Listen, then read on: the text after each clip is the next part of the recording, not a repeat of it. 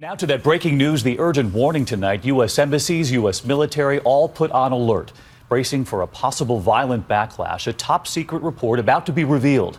Inside, how the CIA tortured prisoners.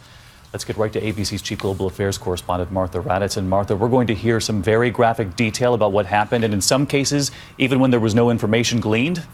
That's right, David. It's why those diplomatic and military facilities around the globe are bracing for potential violence targeting Americans, because the report is that explosive.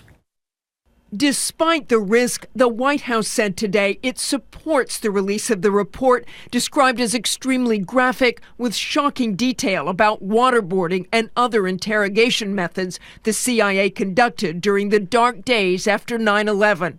As one person familiar with the report said, it will sound bad. It is harsh. Torture sometimes continuing even after interrogators concluded there was no more information to gain. Waterboarding, the simulated drowning demonstrated here, was halted years ago. But the majority Senate Intelligence Committee findings conclude that the CIA misled the Bush administration about the methods and the results of the coercive interrogation conducted at so-called black sites outside of the U.S. The former president is standing by the CIA. These are patriots. And whatever the report says, if it diminishes their contributions to our country, it is way off base.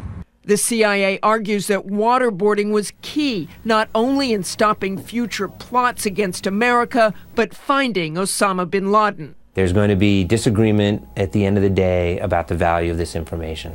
President Obama has not said definitively whether he thinks torture worked, but today the White House said even if it did, the president does not believe it was worth it. And Martha, we heard from former President Bush there. Now we're learning that Vice President Dick Cheney is also weighing in. He certainly is, David. He told the New York Times tonight that the harsh interrogations were, quote, absolutely, totally justified, dismissing accusations in the Senate report that it was a rogue operation as a bunch of hooey. But make no mistake, David, there are things in this report that will shock many Americans. All right, Martha Raddatz standing by for that report.